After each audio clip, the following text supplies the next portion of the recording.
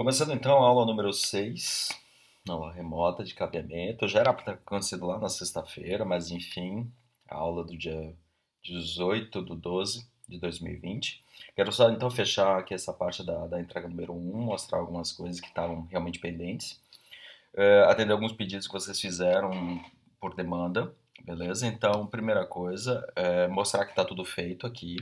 E são três tarefas que estavam pendentes, que era definir o jogo, escolher os ícones, que era uma tarefa que eu tinha feito no vídeo anterior, na aula número 5, e gerar a primeira versão do jogo. Eu acho que essa é a parte mais trabalhosa, mas eu vou já deixar as abas abertas aqui para avançar. Então, a primeira coisa é definir o jogo. Eu comecei a imaginar algumas coisas interessantes para fazer o jogo, etc, etc, etc.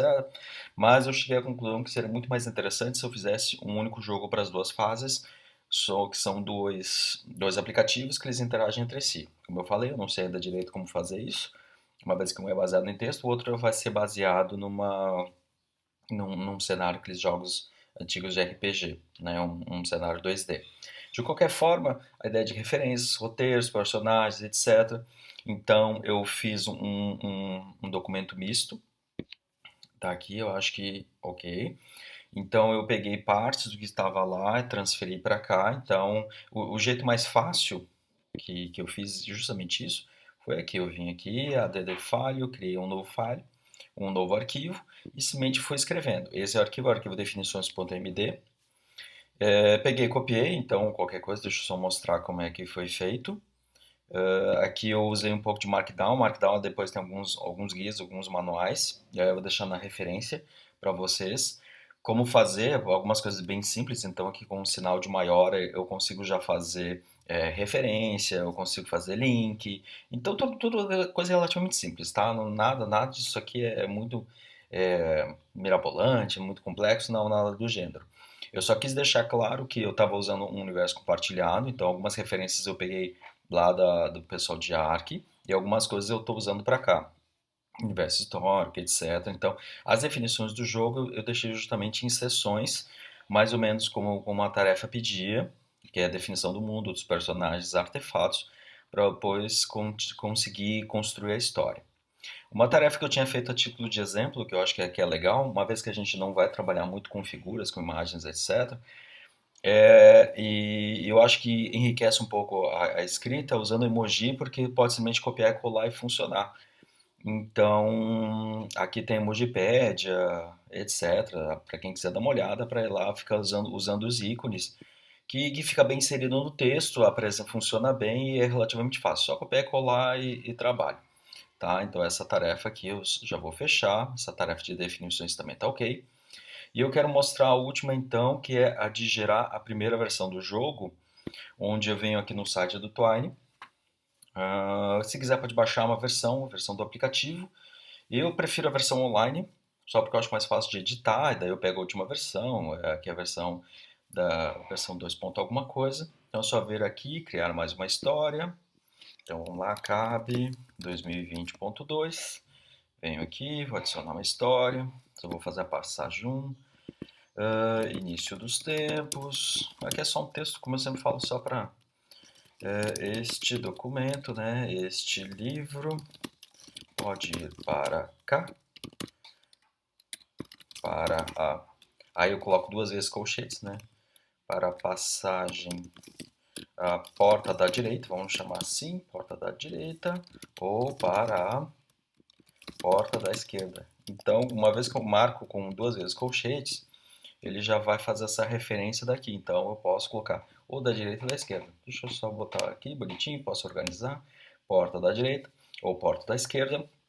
Algumas coisas que podem ajudar bastante aqui. Uma delas é definir o formato da história. Isso é uma coisa que eu quero chamar a atenção. A gente está usando o Twine. E a gente pode usar vários formatos de texto. Eu sempre vou recomendar de todas que eu testei, de todas que eu achei interessante. O que mais foi flexível, o que melhor funcionou comigo, e eu tenho usado desde então, é o Harlowe. Eu estou desde a versão 3.0, agora está na versão 3.1. E então, caso vocês não queiram mexer, mantém que já é que é o formato padrão. É só vir aqui, dar um play, e ele já vai mostrar para vocês poderem dar uma olhada. Então, olha só que interessante, ele já vai criar os links, uma vez que ele tem referência entre as passagens. Aqui ele usa outra passagem, então eu posso para a direita ou esquerda.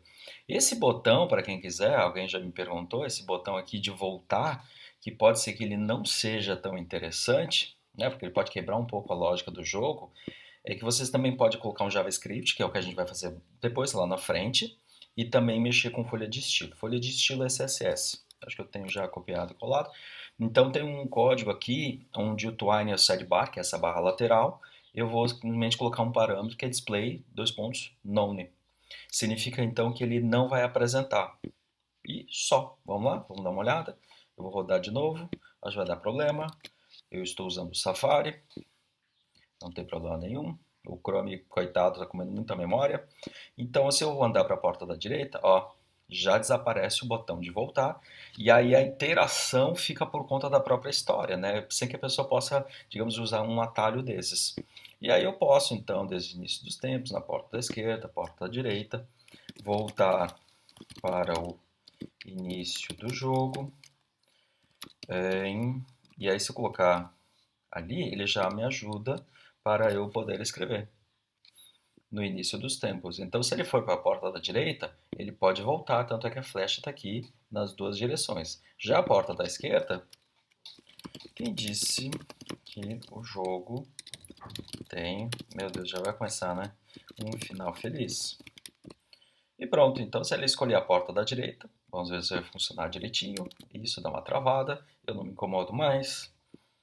Também não vou evitar o de vídeo, já está muito atrasado. Então, olha só, este livro pode ir para cá, para a porta da direita, ou para lá, né, que faltou aqui no texto. Então, se eu clicar na porta da direita, voltar para o início dos tempos, hein? Início dos tempos, aí eu volto lá para o começo. Eu porta da esquerda, ele diz que o jogo já termina. Então, só uma coisa super simples aqui para mostrar, para ilustrar. Quem quiser também mexer com marcação, o Harlow ele tem também eu colocar na descrição um manual de comandos. Então, se colocar duas vezes asterisco dos lados, ele já vai colocar em negrito, já vai fazer uma marcação. De novo, vamos lá, mais uma vez. Então, pode não aparecer talvez no vídeo, mas aqui ó, a palavra livro já está em negrito. Então, é relativamente fácil mexer com ele. E até se alguém quiser colocar uma imagem, talvez eu não tenha uma imagem de cabeça, mas ele também aceita tags, as etiquetas de HTML. Então, image, source, e aí pode colocar uma imagem, opa, aqui é um igual. E aí pode colocar uma imagem e ir trabalhando, como o Vitor, por exemplo, pediu. Não sei se está claro no vídeo, mas é só colocar as tags ali normalmente, até se quiser colocar também código de JavaScript, é colocar script, e aí ir mexendo com o código também. Então ele aceita algumas tags, algumas etiquetas, alguns marcadores HTML, como de imagem, deixa eu ver isso aqui, ou de script. Mas isso é uma coisa que a gente pode ir fazendo para depois, na medida que a gente vai refinando o nosso jogo, até porque script a gente vai colocar cada vez mais. O próximo passo é publicar ele, deixar ele visível aqui para publicar. No caso do meu navegador, simplesmente ele vai jogar aqui todo o HTML. O Chrome provavelmente ele vai baixar, ele vai fazer o download do HTML, você só programa de editor, mas o importante é pegar o HTML puro, exatamente como está, sem nenhuma formatação, o código inteiro.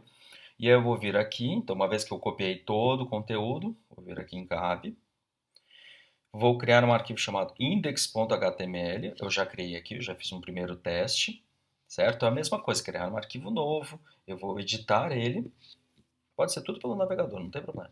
Eu vou apagar tudo que tinha no original, só um pouquinho. Vamos lá, calma. E agora eu vou colar todo o código que eu tinha feito com o Twine. Demora um pouco porque ele tem que colorir, marcar. Então eu vou fazer um commit. Commit, como eu falei, é para ter aquela fotografia, aquele registro na linha do tempo de como está sendo a modificação. Então, modificar história de teste. Só para... Aqui, história de teste, tá bom.